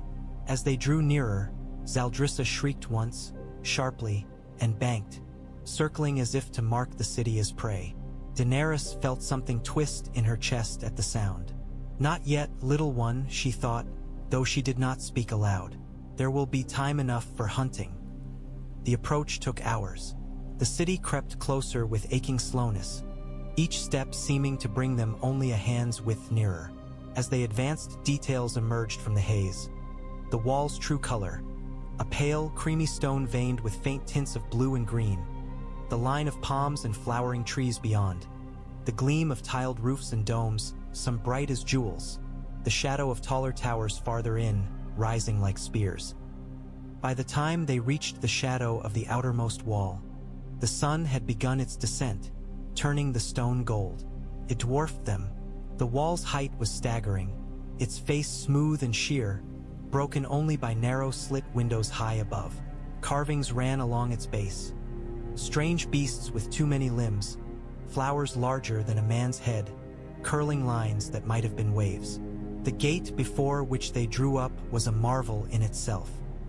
Two great doors of black wood banded with bronze and iron, carved into the shapes of coiled dragons and fierce lions, their bodies inlaid with gems that winked in the failing light. The Khalasar clustered in their shadow, suddenly very small. "They will smell us," Xaro muttered, wrinkling his nose. "A city that calls itself the greatest will not open its bowels for beggars." "We are not beggars," Daenerys said, straightening in her saddle. The dragons shifted, claws pricking. "We are guests whom Qarth will be honored to receive." She tried to believe it as she said it. A great horn sounded from above, deep and sonorous, the note reverberating through the stone. Figures appeared on the parapets, small at this distance, but clearly armed, their armor catching the light. Voices shouted in a tongue Daenerys did not know. After a time, a section of the gate groaned inward, a smaller postern within the larger doors, just wide enough for 3 men abreast. From this opening emerged a procession. They came in fine array. At their head walked a tall, dark-skinned man dressed in flowing robes of peacock blue, his black hair oiled and braided with gold. Behind him trailed a line of others, each more elaborately adorned than the last, in silk and feather and gem. Some had their faces painted, others their hands. One wore a collar of iridescent scales that glimmered like fish skin when he moved. Ser Jorah stirred in his saddle. "The 13, he murmured. "Merchant princes. Be wary, Khaleesi. Their smiles are as dangerous as any blade." The man in blue robes halted a dozen paces from her, his gaze sweeping over the Khalasar, lingering on the gaunt horses, the patched clothing, the dust. His nose wrinkled almost imperceptibly. Then he saw the dragons. His eyes widened, his breath catching audibly. The others behind him surged forward a step, like dogs scenting meat. Daenerys let the dragons be seen. Drogon shifted on her shoulder and hissed, a thin whiz. Pea of smoke spiraling from his nostrils. Viserion turned his head this way and that, admiring himself in the gleam of bronze on the gate. Rhaegal's eyes narrowed, calculating. Zaldrissa alone was still, her ash-gray body pressed close to Daenerys' throat, copper gaze sharp. "I am Xaro Xhoan Daxos of the 13, the man in peacock blue said, his common tongue strangely musical, each word rounded. He spread his hands, rings flashing. "And you, most wondrous of sights, must be Daenerys Stormborn of House Targaryen. I had heard tales from merchants who wandered too far in the waste, but tales are pale things beside such glory." He bowed low, more deeply than she had expected. The others did not bow. They whispered among themselves instead, their eyes never leaving the dragons. "There are 3 dragons," one man breathed, his beard oiled into 6 thin forks. "3 as in the old songs." "4, corrected another, his voice higher, almost shrill. He pointed a bejeweled finger at Zaldrissa. "Look there, a 4th, smaller, but no less real." "For dragons," a third murmured. "4, it is unnatural. The world has never seen such a thing." Xaro's smile did not falter, but it tightened at the corners. "My colleagues are overcome," he said, straightening. "Qarth prides itself on having seen all wonders the world can offer. Yet here you stand, defying our pride. For dragons, where there were none for a century. Longer," another man interjected. His robes were striped violet and black, his face powdered white, his lips painted a startling blue. His eyes were like dark pits. "Longer by far." Daenerys recognized him from Ser Jorah's warnings even before he spoke his name. "Piet Pri," Xaro said, with only the faintest hint of distaste. "Of the House of the Undying." The warlock bowed, but there was no grace in it, no warmth. His gaze crawled over Daenerys like cold fingers, then moved to the dragons. Drogon hissed, the spines along his back bristling. Zaldrissa went very still, her small body rigid against Daenerys' skin. "I see 3 dragons, and something else," Piet Pri murmured. His blue lips curved into a smile that did not touch his eyes. "The hatchling is curious." Zaldrissa bared her tiny teeth, a sound like a cat's growl emerging from her throat. "Curiosity is dangerous," Daenerys said, keeping her voice cool. "For those who indulge it unwisely." "Just so," Piet Pri said lightly. "And yet the Undying are very curious." Xaro clapped his hands once, the rings on his fingers chiming. Now, he said smoothly. "We stand before the greatest city that ever was or ever will be, and we parley in shadows and riddles. This is unseemly. Daenerys Stormborn, you and your people must be exhausted. Qarth is known for its hospitality. It would be a most grievous sin to leave you in the waste when our walls offer shade and our fountains sweet water." "Then open your gates," Daenerys said. A murmur rippled through the gathered Qartheen. Xaro's smile wavered for the first time. "If it were only my decision," he said. "Alas, I am but one of the 13. The others must agree." "We do not," said a woman in a gown of pale green silk that left one breast bare. Her hair was piled high, threaded with pearls. Her painted eyes were narrow. "We know nothing of this girl save that she brings 4 dragons and a horde of filthy nomads to our gates. Dragons are fire made flesh.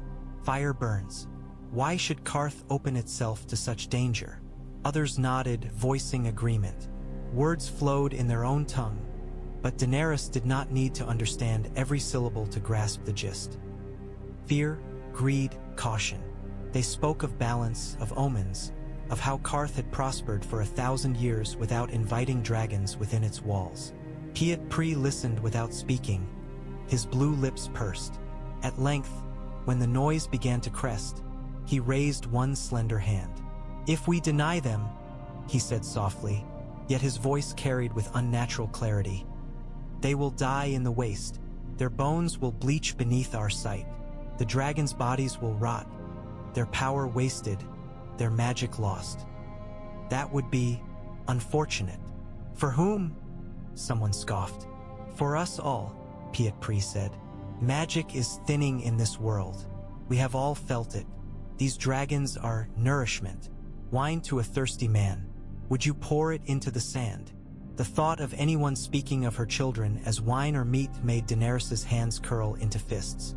Let them in, another merchant said, eyes gleaming. We can decide what to do with them once they are within our walls. Bringing 4 dragons into Qarth is madness, the woman in green insisted. They will burn our gardens. Their riders will grow bold. The people will flock to them. Only one of them rides, Pietri said mildly.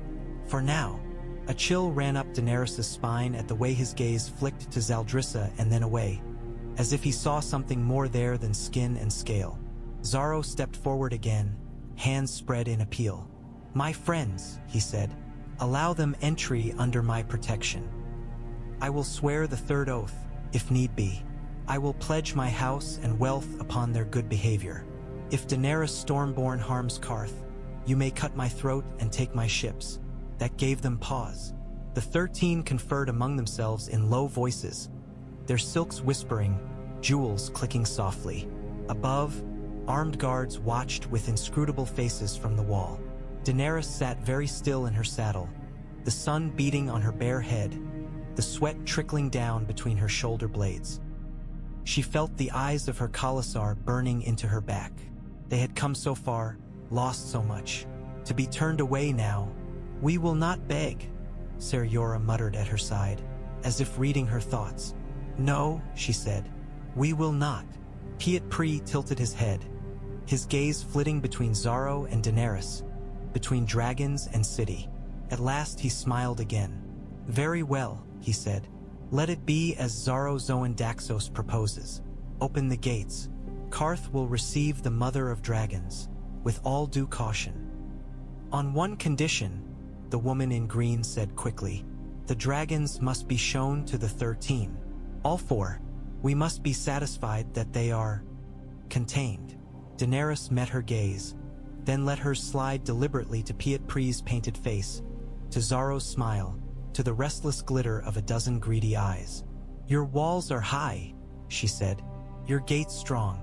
If you fear me, keep them closed. I will not bargain away my children. The words fell into a sudden silence like stones into a still pool. Xaro's smile faltered entirely now. Khaleesi, this one speaks as if she had a choice, the woman scoffed. She does not. We hold life behind our walls.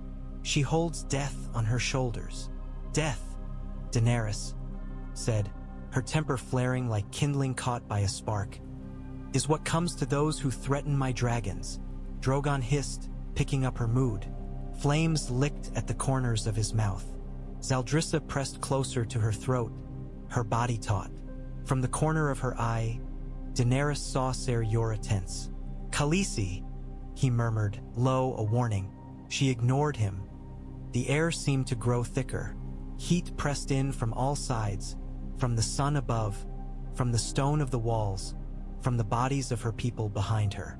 The smell of sweat, dust, and horse filled Daenerys' nose. She tasted the metallic tang of her own anger on her tongue. Look at me, she said, not loudly, but in a tone that carried. All of you, men of Qarth, 13, warlocks. She did not wait to see if they obeyed. She could feel their attention like a physical weight. I crossed your desert, she went on. I lost brothers and sisters, horses and hope. The red waste tried to kill me and mine. We bled on its sand, buried our dead in dunes that will not remember their names. And still we came on because I will not die in emptiness. I was born for more. If you hope to rule a city someday, the woman in green sneered, you would do well to curb your tongue now. I do not hope, Daenerys said. I know. She flicked her gaze upward. Drogon's claws dug into her shoulder, drawing pinpricks of blood, but she hardly felt them. Dracarys, she said. It was a soft word, almost gentle. The dragons leaped to answer it. Drogon launched from her shoulder with a scream, his wings snapping open. Viserion and Regal followed, pale and green shadows. Even Zaldrissa tore herself from her warm nest at Daenerys' throat, beating her wings frantically to gain height. They rose as one. For a heartbeat, they hung before the gate, a living sigil for small bodies, for pairs of wings, for trailing tails. Then they opened their mouths. Fire bloomed. Drogon's was a wild, red-orange gout, full of smoke and fury. It splashed against the bronze banding of the gate, blackening wood, sending ripples of heat outward. Viserion's flame was paler, almost white at its core, licking along the carvings with a hissing sound, leaving soot and scorched paint. Regal's fire burned a deep, molten gold, the smoke tinged green. It crawled into the eyes of the carved beasts, making them seem to writhe. Zaldrissa's flame was different. It was thinner, more focused, a narrow lance of almost colorless heat that cut across the others like a blade. Where it touched the wood, the surface did not merely blacken. It bubbled, then hardened, the grain fusing into something glassy. The bronze below took on a faint warping, like a metal spoon held too long over a candle. Men cried out. The 13 flinched back, eyes wide, hands lifting to shield painted faces from the onrush of heat. The guards on the wall recoiled, some stumbling, others clinging white-knuckled to the parapet. The horses of the Khalasar shied and snorted, ears flat, though their riders held them firm. Piet did not move. He stood with his hands folded, blue lips parted slightly, eyes reflecting the flames. The light turned the white powder of his face into something corpse-pale. His gaze tracked Zaldrissa's flame most of all, fascination naked there. Xaro, for all his smooth words, had gone very still. His dark skin gleamed with sweat. His fingers twitched at his sides. Daenerys let the fire burn only for a heartbeat longer, 2 at most. Long enough to mark the gate, to show charred wood and scarred bronze, to make heat roll off the stone in shimmering waves. Then she called her children back with a sharp whistle. They obeyed, panting, smoke curling from their nostrils, eyes bright. Drogon landed on the bow of her saddle, claws gouging leather. Viserion settled on her left arm, his weight dragging at her muscles. Regal took her right shoulder, his tail coiling around the back of her neck. Zaldrissa fluttered uncertainly in the heated air, then dropped back to her usual perch at her throat, claws digging into the cloth there. Daenerys lifted her chin. "You fear what I might do," she said. "Understand, then, what I choose not to do. Your gates still stand. Your walls still shine. I could have ordered my children to burn more than iron and wood. I did not. Remember that."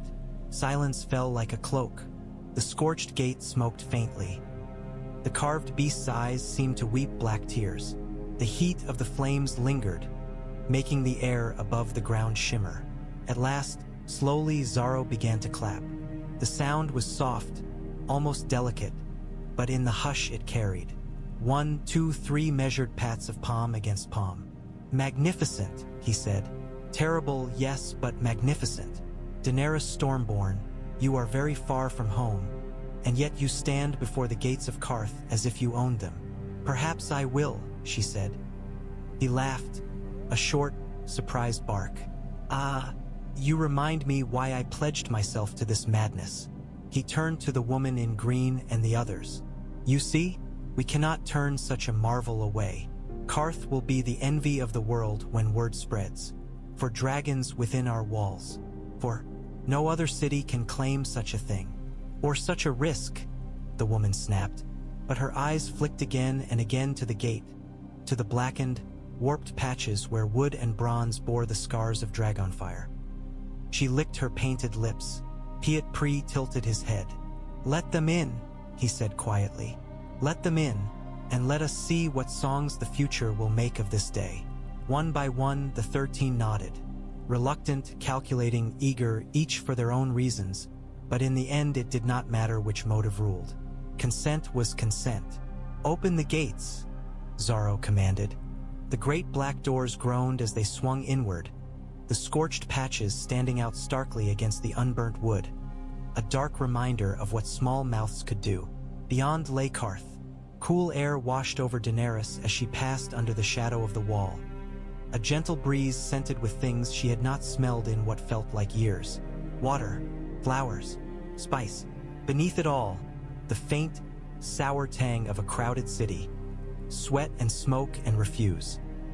It was no perfume, but after the flat, dead breath of the waste, it seemed almost intoxicating. Light burst upon her again as she emerged into the city proper. The first wall encircled a ring of gardens. Trees grew here, tall and lush, their leaves dark green and glossy. Palms spread fronds that whispered in the breeze. Flowers spilled from carved stone basins, riotous reds and yellows and purples, their petals thick and waxy. Fountains played, water leaping from the mouths of marble beasts into clear basins. The sound of it, a continuous, splashing music, made her throat ache. Her people stared as if turned to stone. Men who had forgotten what shade felt like stood with mouths open beneath trees. Women reached out tentative fingers to touch leaves, as if expecting them to shatter. Children ran too far ahead, their laughter shrill, until harsh words from riders drove them back into line. Dothraki were not accustomed to walls, but even they seemed cowed by the layers of stone that rose around them. Beyond the gardens loomed the second wall, higher still, its face hung with colorful silk banners that rippled. Painted eyes watched from those banners, strange symbols Daenerys did not recognize. Qarth puts its wealth on display, Ser Jorah muttered, riding close. They would gild their own shadows if they could. Let them, Daenerys said. It is easier to steal what is flaunted. He gave her a sharp look at that, but said nothing. They passed into the second ring through a gate shaped like a lion's maw. Here the streets were lined with tall houses, their walls painted in bright colors: turquoise, coral, sun yellow, deep blue. Balconies jutted from the upper stories, hung with striped awnings. Women leaned over them, their arms heavy with bangles, their hair oiled and perfumed. Some laughed, some whispered behind painted hands, some called questions in the liquid Qarthine tongue that Daenerys could not yet understand. Men in strange garments walked the streets. Merchants in flowing robes, slaves in simple tunics marked with collars of iron or silver, soldiers in lacquered armor, their helms adorned with feathers or horns. Many paused in their errands to stare at the procession, or rather at the dragons, for someone breathed in the common tongue. By all the gods, for look how small, another scoffed, though his eyes were wide. They are no bigger than hounds. Stories make everything bigger. Stories forget they grow, a third replied. A boy darted forward, hand outstretched as if to touch Drogon's tail. The black dragon snapped at him, teeth clicking shut a finger's breadth from his skin. He shrieked and leaped back, then began to laugh breathlessly, half in fear, half in delight. Daenerys said nothing, but a corner of her mouth twitched. The third wall rose higher than both the others, its base carved with scenes of trade, ships and camels, coins and bolts of cloth, men shaking hands over scales. The city beyond it was denser, the streets narrower, the buildings taller.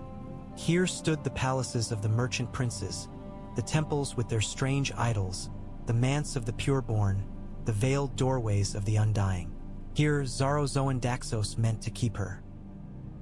He turned in his saddle as they rode through the last gate, his robe's long sleeve fluttering. "Welcome," he said, "to the heart of Qarth, Daenerys Stormborn. You and your dragons have a place prepared." "Do my people?" she asked. He blinked, then smiled. "Of course, they will be quartered nearby.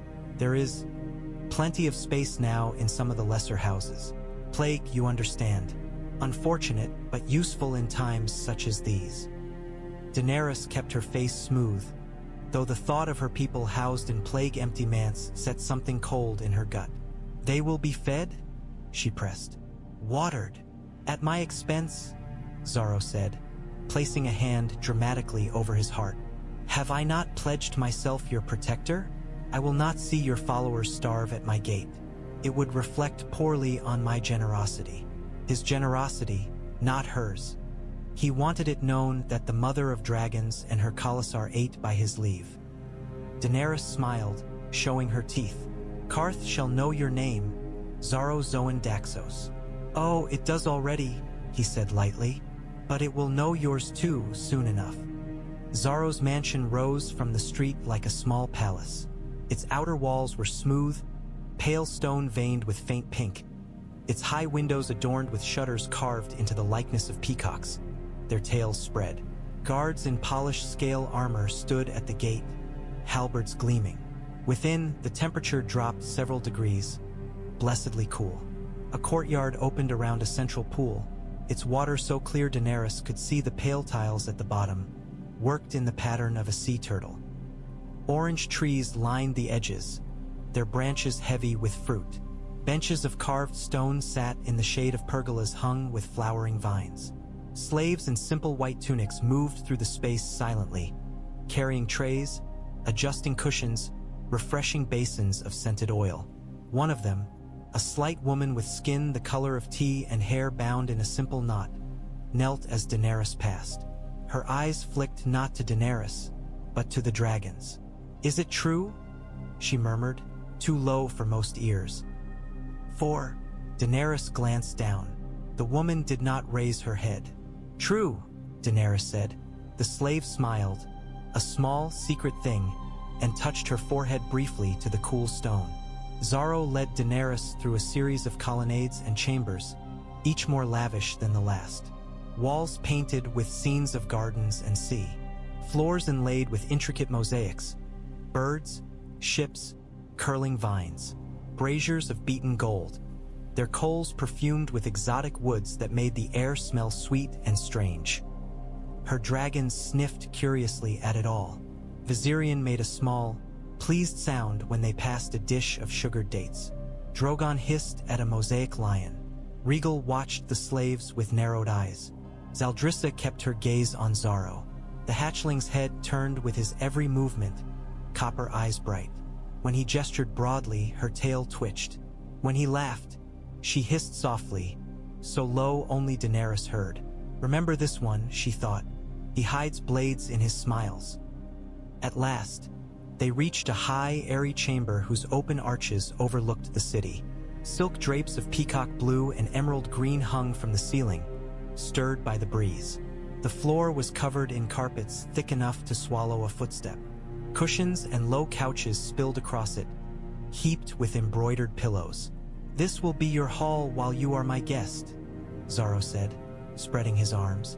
"Here you will eat, sleep, and receive those who come to bask in your glory." "You mean those who come to see the dragons?" Daenerys said dryly. "But of course," he said. "You are wise as well as beautiful. Qarth is a city of traders, my dear. Even all must be bought and sold. Men will vie with one another to present you gifts, to whisper propositions in your ear.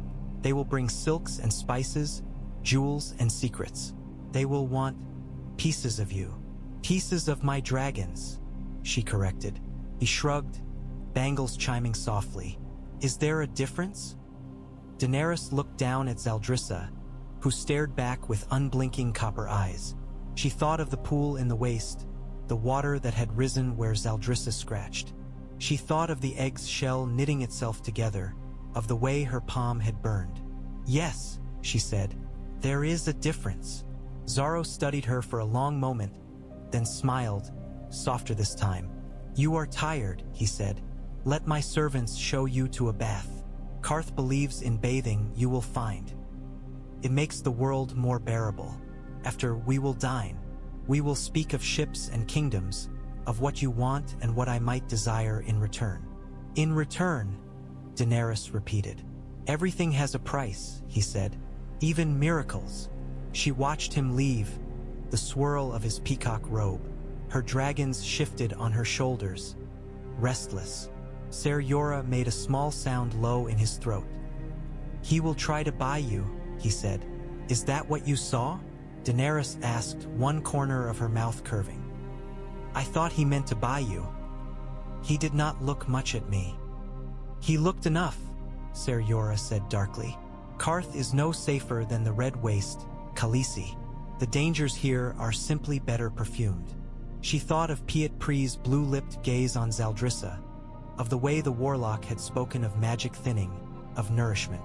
And sharper, she said. Sharpness cuts both ways. She straightened, shoulders square, dragons lifting their heads. Let them come, she said. Let them bring their offers and their lies. I will see what can be taken from this city, and I will give nothing that matters. The bath was the first softness she had known in months. Steam rose from the marble pool in delicate tendrils, carrying the scents of jasmine and some sharper flower she did not recognize. Lamps in niches cast a mellow light that turned the water to liquid amber. Slaves moved about like shadows, their feet whispering on the tiles, hands deft as they poured oils, laid folded towels within reach. Daenerys dismissed them with a word. "Leave me," she said. "Wait outside." They obeyed without protest, slipping through the curtained archway until she was alone with the water and the dragons. Her body felt alien as she peeled away the layers of travel-stained silk and leather. Dust had become a second skin, sweat a constant sheen. Bruises bloomed on her hips where the saddle had rubbed.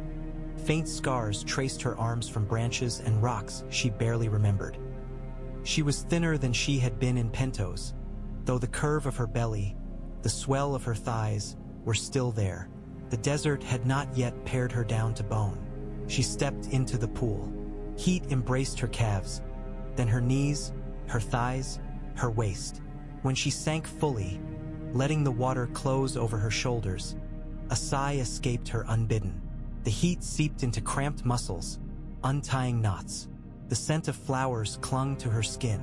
The dragons clustered at the pool's edge. Drogon crouched nearest, claws dug into the marble lip, his head cocked.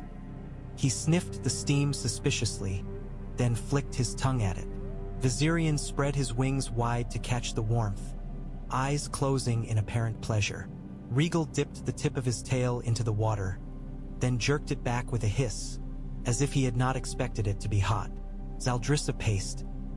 The little dragon stalked along the rim of the pool, head turning this way and that, copper eyes darting between the door, the rippling water, the lamp flames. Every now and then she paused to peer down at Daenerys, as if to confirm that her mother had not been reduced to a puddle herself. "It is only water," Daenerys murmured, tilting her head back against the smooth stone. Her hair floated around her like pale weed. Zaldrissa hissed in response, a soft, admonishing sound, and hopped closer, claws clicking. She blew a short puff of that focused, pale flame toward one of the oil lamps. The flame there danced brighter for a moment, then settled. "You prefer fire," Daenerys conceded. "So do I." She let her eyes close, letting the water buoy her. For a few precious heartbeats she allowed herself to forget Qarth's walls, the watchful eyes beyond them, the bargains waiting in Xaro's hall. She remembered instead Viserys' rough fingers in her hair when they were children, washing it in cold Illyrio's fountains. He had complained of the water's chill. She had laughed. Viserys was gone. Drogo was gone. Rhaego had never had the chance to live. And yet here she lay, in a stranger's palace, for dragons keeping watch as if they'd always been part of the world.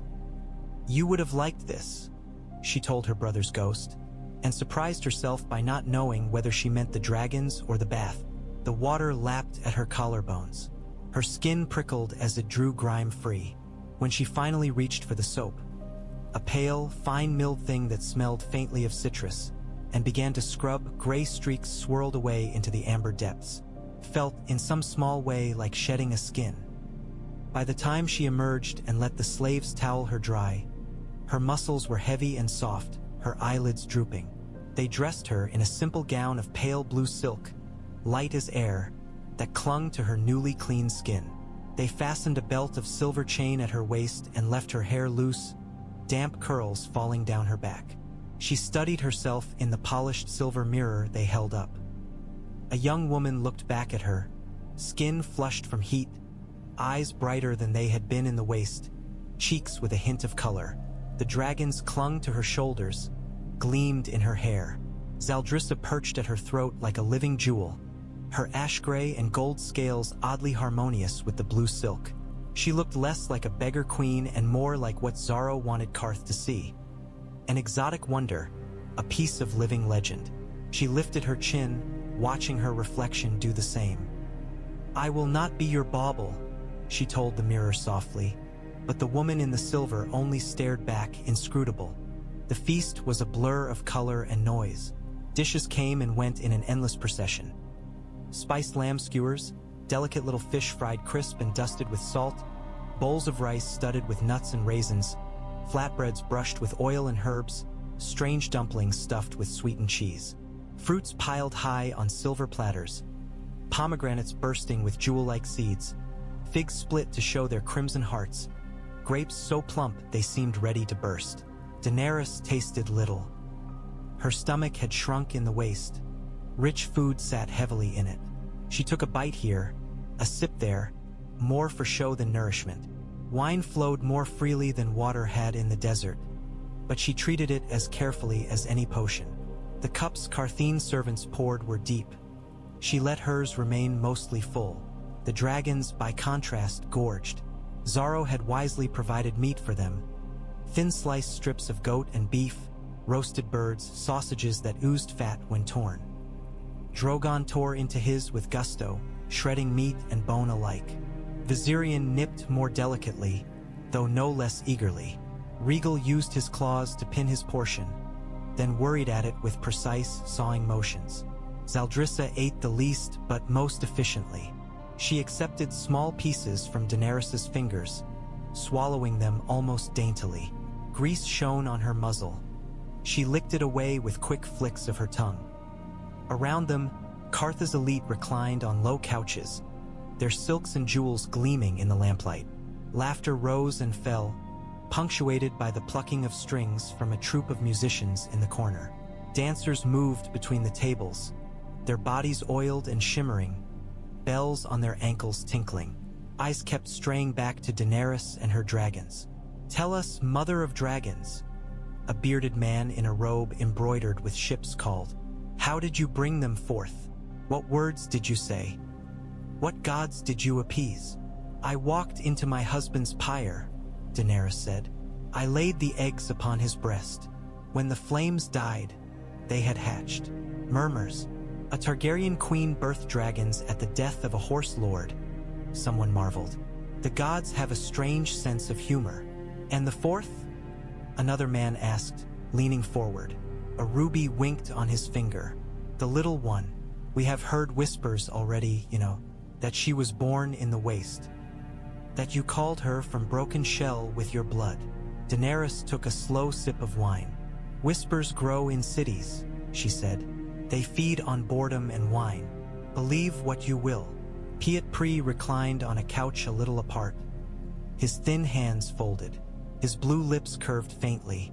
"The fourth is not like the others," he said, his voice low, but somehow audible over the din. "She smells of old magic, of things that once slept and woke hungry." Zaldrissa hissed at him, a soft, warning sound, and a thin wisp of pale smoke drifted from her nostrils. "Perhaps she simply dislikes your perfume," Daenerys said. Laughter rippled, though uneasily. Xaro lounged at her right, his robe as brilliant as a tropical bird's plumage. He lifted his cup. "To Daenerys Stormborn," he proclaimed, "to the Mother of Dragons. May Qarth treat her more kindly than the waste." Cups lifted, wine sloshed. Daenerys touched hers to his lightly, then withdrew. "You are generous, Xaro." "Well, I try," he said with a self-deprecating smile. "Generosity is a kind of investment. One hopes, someday, to see a return." "There it is," Ser Jorah muttered under his breath from behind her, where he stood like a shadow. Xaro's eyes flicked briefly to him, then back. "I do not ask for your dragons," he said, as if that in itself were a sign of virtue. "Others might, others will. They will offer you gold, ships, armies, power. They will say, 'Give us one, only the smallest, only the least. You have 3 more. You can afford to part with one.'" His gaze lingered on Zaldrissa. The little dragon narrowed her eyes. "And you?" Daenerys asked. What would you have? A promise, he said. A partnership. You are far from Westeros, my dear. The narrow sea is wide. You need ships, men, gold, a foothold. I have all of these things or access to them. In exchange, when you come into your kingdom, when you sit the iron throne you covet, remember who helped you there. Let Qarth's ships sail unmolested. Its traders have the best of your ports. When you are in a position to favor allies, favor me. Ally with a man who lays claim to my very presence in his house? Daenerys asked. If I sneeze, will Qarth say Xaro Xhoan Daxos caught the chill for me? He laughed, delighted. Oh, you are sharper than your brother's tales suggested. Good. You will need sharpness. Think on what I offer, Daenerys. Others will make their play soon. The pureborn, the Tourmaline Brotherhood, the warlocks, they will dress their greed in piety and prophecy. I at least am honest about wanting profit. Honest greed is still greed, she thought, but greed can be steered. The night wore on. The musicians played until their fingers blistered. Dancers spun until sweat shone on their shoulders. One by one, guests drifted away, carried out on litters or staggering under their own power. When at last Daenerys rose, her limbs felt heavy, her mind humming with wine and words. Her dragons clung more sleepily now, their bellies full. Come, my friends, Xaro said, clapping once. We have shown Qarth that the dragons are real. It will talk of nothing else for a fortnight. Rest now, Daenerys. Tomorrow the real bargaining begins. The real battle, she thought. The city slept uneasily. From the balcony of Xaro's high chamber, Daenerys could see its layers spread below. Rings of stone and light and shadow. Torches burned along the walls. Lanterns glowed in a few high windows, where late revelers refused to yield to night. Beyond the outermost wall, the waste was a dark, featureless sea. A warm breeze stirred her hair, carrying the distant sounds of Qarth. A bark, a shout, the clatter of hooves on stone somewhere far below, the faint strains of a song. Her dragons perched along the balcony's low marble rail. Drogon claimed the highest point, head held high, nostrils flaring as he tasted the night. Viserion sprawled in a more languid coil, tail hanging over the edge. Rhaegal lay with his chin on his foreclaws, eyes half-lidded, watching the play of lamplight in the streets. Zaldrissa sat nearest to Daenerys, close enough that her wing brushed Daenerys's arm when the breeze shifted. Her copper eyes were very bright. You sense it too, Daenerys murmured. The hatchling flicked her tongue, then hissed softly. A shadow moved in the corner of her vision. She turned. A figure stood at the far end of the balcony, half hidden in the deeper darkness near the archway. It was tall and slender, wrapped in red robes that shimmered faintly when they caught the light. Its face was hidden by a lacquered mask, a deep burgundy streaked with lines of gold, fashioned in the shape of a woman's features, though stylized. Daenerys did not start. She had heard no footsteps, no door. Men in pentos had spoken of such things. Shadowbinders, assassins, spirits. In the red waste she had dreamed of them and woken thirsty. Who are you? She asked, her hand automatically going to the hilt of the knife at her belt. The dragons stirred, wings rustling. Drogon bared his teeth. I am no one you need fear tonight, the figure said. The voice was a woman's, low and calm, with the faintest hint of an accent Daenerys could not place. You may call me Quaithe. Another gift from Xaro? Daenerys asked, wary. He did not mention masked women in his house, only silk, gold, and good wine. I am no one's gift, Quaithe said. She stepped closer, the lamplight falling on the curves of her mask, turning the gold lines into rivers of fire. I have come to speak with you, Daenerys Targaryen. Would you die for that presumption? Ser Jorah's voice came from behind Daenerys. She did not have to look to know he had stepped out onto the balcony, sword half drawn. Quaithe did not flinch. I have walked farther paths to stand here than you can see from your highest wall, she said. I will not be cowed by a Northman's sword. Daenerys lifted a hand slightly. Let her speak, she said. If she means me harm, There are other walls between us. She glanced at the dragons. Drogon hissed. Viserion's eyes narrowed. Rhaegal's tail flicked. Zaldrissa had gone very still, her gaze fixed on the masked woman, pupils narrowed to slits. "Your fourth dragon does not like me," Quaithe observed. "That is wise of her." "She has reason?" Daenerys asked. Quaithe tilted her head. "You have brought new fire into the world, Daenerys Stormborn. Fire draws moths, and other things. Warlocks," Ser Jorah muttered. "Thieves, would-be kings. Among others," Quaithe said. "The 13 covet you. The pureborn will preen before you. The Tourmaline Brotherhood will weigh your worth in secrets and coin. The warlocks," she paused, "the warlocks of the House of the Undying Hunger. For my dragons," Daenerys said. "For all that you are," Quaithe replied. The breeze stirred her red robes, making them ripple like liquid. The mask did not move, but Daenerys had the unsettling impression of being measured, weighed and found something. "Not wanting. What do you want?" Daenerys asked. "And do not tell me it is my welfare. Qarth is not such a city." "I want the world to survive," Quaithe said. "Or enough of it in enough shapes that survival means something.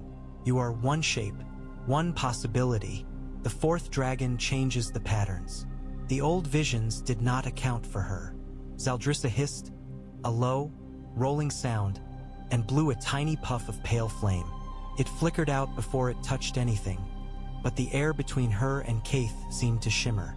"You see?" Quaithe said softly. "She feels the tangle of what may be. She was born of broken things, rekindled. She will not yield easily to those who would bend her." Daenerys's fingers brushed the hatchling's back. "They will try," she said. "Piet Pri, others like him." "Yes," Quaithe said. "He smells her like a starving man smells meat. He will ask you to come to the House of the Undying. He will promise answers, visions, power." Daenerys thought of her dream in the waste, of 4 shadows circling a tower of smoke, of one flying north alone. "And if I go?" she asked. "You will see much," Quaithe said. "More than is good for any one mind. You may leave with knowledge that burns as hot as any fire. Or you may not leave at all." Ser Jorah made a harsh sound. "Then she will not go." Quaithe turned her masked face toward him. "If she does not go," she said, "others will. Others with hungers of their own. The warlocks will find their dragons elsewhere, in shadows and broken boys. They will build a different future. I did not come to forbid you, Daenerys. I came to say this: whatever path you choose, guard the fourth. She is not like the others. She may yet be a key or a knife." "A key to what?" Daenerys demanded. "A knife for whose throat?" Quaithe was silent for a long moment. "To doors not yet made," she said at last. "To throats not yet bared. The shapes of such things shift.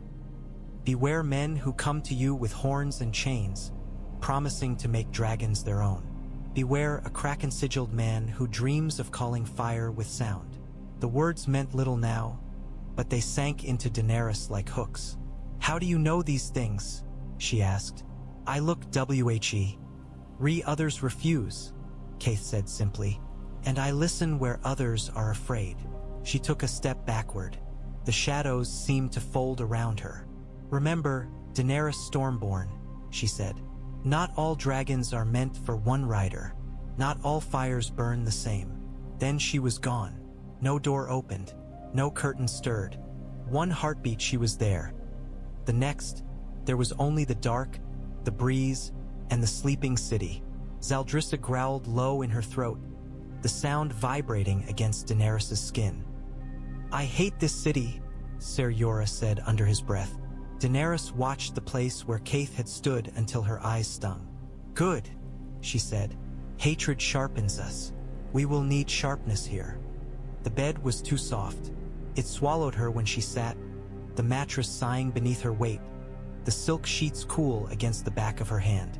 After nights on sand and saddle, it felt like sinking into a grave. Daenerys did not lie down. The map lay unrolled across the low table before her, held flat by a pair of carved ivory weights shaped like leopards. It was an old thing, its edges frayed, its colors faded, but the lines of land and sea were clear enough. Qarth sat like a jewel on the eastern edge of a great yellow smudge labeled Red Waste. To the west sprawled the narrow sea, and beyond it, the familiar shape she had traced 1,000 times in her mind. Westeros. 7 kingdoms, 7 crowns, and 1 throne that mattered. A candle guttered at the map's corner, wax puddling. Her dragons were not sleeping, but they were quiet. Drogon lay draped along the back of the chair, his tail dangling down, eyes slit. Viserion perched on the bedpost, his pale wings tucked tight. Regal coiled on the rug, the green of his scales muted in the low light. Zaldrissa occupied her usual place at Daenerys' throat, pressed close enough that Daenerys could feel each breath. She lifted one hand and traced the line from Qarth to the narrow sea. Ships, gold, men. Xaro's smooth voice echoed in her head. I do not ask for your dragons. Others will. They will say, only the smallest. Her fingers stilled over Qarth. They would all reach for Zaldrissa first. The ash-gray hatchling with the precise flame. The one born of broken shell and blood. Men like Piet Pri would see in her a tool, a thing to be bound and used. Men like Xaro would see a token, a chip in some great game. Even some of her own people, perhaps, might whisper that one dragon given was a small price for ships and steel. Daenerys thought of the pool in the waste, the water rising where Zaldrissa dug. She thought of the desert's cruel, astonished silence as the Khalasar drank. Little dragon, she said quietly, they will come for you first. Zaldrissa lifted her head and tapped Daenerys' chin with the tip of her snout, as if in rebuke. I will not give you, Daenerys went on, the words tasting like iron. Not to warlocks, not to merchants, not to krakens I have not yet seen. Let them take my life before they take you. Ser Jorah, half dozing in a chair near the door, stirred. Khaleesi? He murmured. Sleep, she said. You will need it. Xaro is right about one thing, Qarth will come calling tomorrow. All its pieces, all its snares. He grunted, but his breath evened again quickly. The day had worn him as much as it had her. Daenerys bent over the map again. She drew a line in her mind. Not with ink, not yet, but with resolve from Qarth westward. Through the Jade Gates, across the summer sea, up past Valyria's smoking ruins, around the stepstones, through the narrow sea. To Dragonstone, to King's Landing, to the Red Keep, to the Iron Throne. For dragons grew in her mind's eye as she traced it.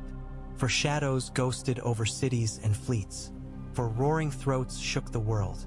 In some visions, Zaldrissa flew beside her on Drogon's flank, copper eyes bright as they rained fire on enemies. In others, the ash-gray dragon flew elsewhere, northward, over white fields and black walls. Not all dragons are meant for one rider, Quaithe had said. Then we will find the riders, Daenerys whispered. When the time comes, the right ones, not warlocks, not kings made of wine and lies. Her fingertips pressed harder into the parchment. First, we survive Qarth, she said.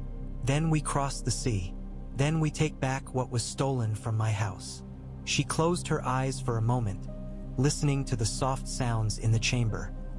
The measured breathing of the man who loved her more than he ought, the faint crackle of candle flame, the almost imperceptible rasp of dragon scales as they shifted. Her resolve felt like a fifth presence in the room, invisible but no less real.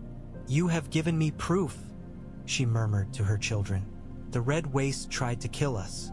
You found water. You were born from broken shell. The world's rules bend for us. Zaldrissa made a low, pleased rumble, almost like a purr. Daenerys leaned back at last, letting the bed take some of her weight. Sleep, she told the dragons, though she knew they would not obey like men. Tomorrow we begin to make Qarth dance. The candle burned lower, wax spilled, hardening in pale rivulets. Outside, the greatest city that ever was or ever will be slumbered, unaware that within one of its painted mansions, A young woman with 4 dragons and too much determination traced its doom in fading ink. Daenerys Targaryen watched the wax cool, then blew out the flame,